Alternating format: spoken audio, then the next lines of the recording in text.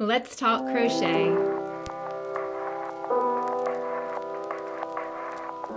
Hey folks, it's Mary, aka MercyTriumphs, and this is Slow Crochet. This is episode 090, and as I do every week, I just want to talk about everything that I've been working on in the world of crochet. So this week has been really busy. I feel like I'm going to say that every week for the next month, but really busy, which means I haven't had a whole lot of time to just sit and crochet as I normally would. So for me, it feels like not a lot of progress this week, but there has been some. So of course, I'm going to talk about that. Now, I'm not going to show you every project that is a work in progress. There are a few that are just kind of going on in the background, but I do want to feature several that either I completed or y'all helped me with this week. So before I go any further, I do want to thank everyone who had such amazing feedback when I was asking you about what to do with this beautiful baby sweater. And as you can see here, I did get the buttons that I already had to work. And that is because so many people recommended that I just try to tighten up the buttonholes. This is why I love y'all so much. I so appreciate your willingness to give me your feedback. You know, I'm not in a season of life where I can go physically to like a crochet or knit circle, something like that, where I can connect with other people who love this craft. And to be honest, you know, crocheters, we are a little bit few and far between sometimes. So to have y'all giving me your advice, your perspective, it really means so much. It makes me feel like I'm not alone in this craft. And when my husband can't help and when my family can't help because they just don't have the same eye. Anyway, it's just remarkable that y'all would share your experience with me, and I would love to do the same for you. That's one of the greatest things about YouTube right now is so many people are able to connect with each other. So big thank you to everyone who gave their opinion. But yes, the solution I came up with was to take some extra of this kind of dusky navy blue yarn and just run it through my stitches there and just tighten it up a lot. So that means that this sweater is indeed done, and I did not have to change out the buttons at all. And I don't know why I didn't think about that. I didn't think about doing that initially, but that's, again, such a wonderful thing that I have you guys. Thank you so much. You have enriched me with your wisdom and your perspective and your experience, and I really do appreciate that. So yes, I will set this aside and wait for just the right miracle baby. And I'm going to hold out for miracle babies because there's a lot of miracle babies that I know are going to be coming in the next little bit. Hold this one out for just the right miracle baby because this was something made in faith, knowing that every child is precious, and especially those ones that are a little bit harder to come by. You know, it takes a little bit longer to get pregnant, to have those babies come along. Those are the ones that really want to be celebrated, that you hold out that faith for. And in fact, I might do another something like this in the future. I might just maybe that's something I need to start doing, is just start stockpiling some miracle baby presents and just being able to pray through which one goes to which person at what time. And just when they're given, know that I made this for that child in advance with the hope and the prayers that they would come to be. So yes, actually it's an idea that's just occurring to me here on the spot. So yeah, I'm going to move on that. I do have two other finishes this week. And here's the story. I know that my friend Miss Lisa over at Happy to Hook Creations, she often references various hat patterns. And I remember the first time that she'd been talking about the Divine Hat for so long. The day that I finally encountered the Divine Hat, I saw the pattern of it, and it was like for free on Ravelry. It was a free download. And I made up that pattern, and I just loved it. Well, Miss Lisa references other hat patterns as well, so I couldn't remember exactly what one of them was called. So I thought I probably at some point searched for it on Ravelry and I saved it in my favorites. So I was going through my hat patterns in Ravelry looking for a good one to try. And I wasn't sure that this was it, but I tried it out and I ended up really loving it. In fact, I think this is one that is going to be one of my new favorites that I could just go to. It's very straightforward. It's very mindless. I can do it practically without looking. And it's called the WW hat. And I have the designer listed here as well. So here's the first one that I made up, right? It is all these kind of crochet two together, kind of puffs, but not really. And then we have some alternating post stitches and half double crochets here. So this is the first one that I did. And I just think it's great. It does fit my head pretty snugly. You do end up with 60 around, and I think the original pattern called for a bulky weight yarn.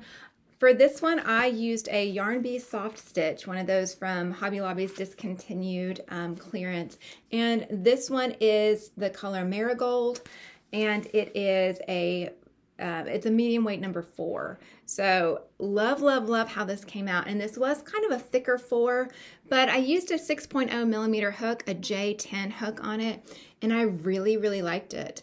So even though the original pattern was for a bulky, I think if you do this in a bulky yarn, it'll fit a slightly bigger head. My head is kind of average size. But yeah, again, if you know your hats, having 60 stitches around is a little bit snug, but I really do like the effect of that. One of my children saw this hat and they said, "Mommy, can you make this for me in green?" So that one is in process, but it is not in this room right now, so I'm not going to show you that until it's actually done. But I also made a second of this same pattern in retro stripe. Good old red heart retro stripe. So there it is. It doesn't go too far down. It still can sit up a little ways. And it is, again, pretty snug. But I do really like how that turned out. So new pattern for me. I'm going to be doing several of these in the future. What I need to do, actually, hold on 1 minute. All right, I'm back. I was doing a little math to calculate and weigh out how much yardage was in this hat.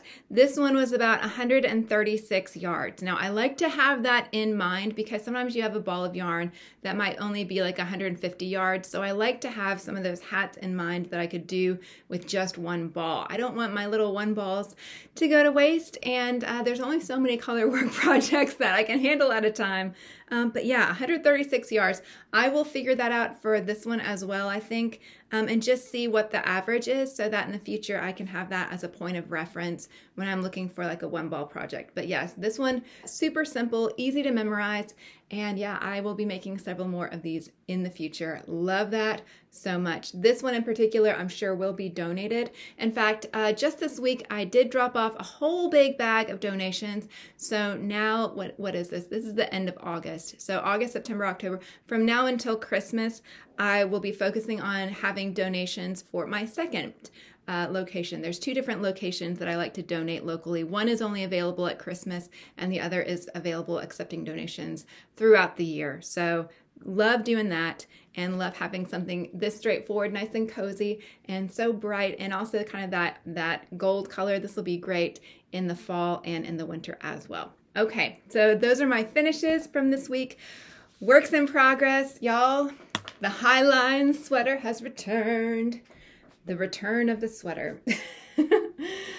Okay, so we are getting close on the remake of this.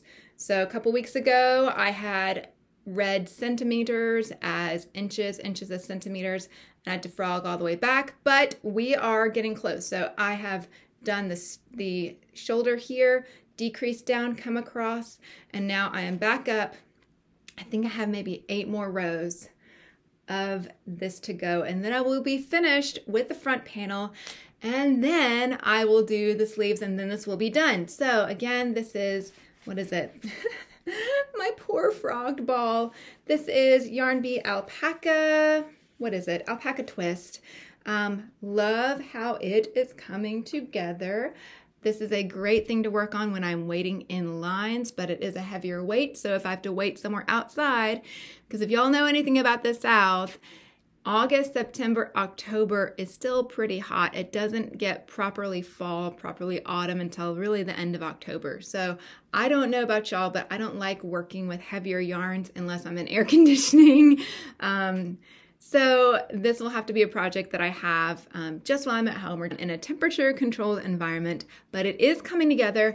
I will be finishing this panel and I will be starting the sleeves this week. I have decided that it is going to happen. This week will not be nearly as wild as the past few have been. I'm just deciding that is what it is.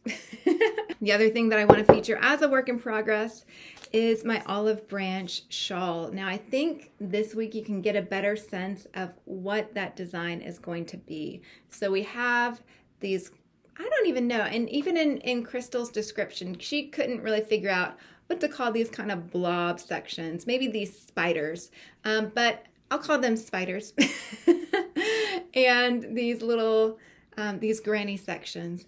So this again is using the Yarnables yarn that I got from my friend Miss Janna Kay. In the tutorial from Crystal over at Bag a Day, she calls it the olive branch shawl, and she's using a yarn that is brown and green and kind of gently goes in between those two. It is really beautiful, but I think olive branch really works for this color of yarn too, because it has those beautiful kind of greens and yellows in there as well.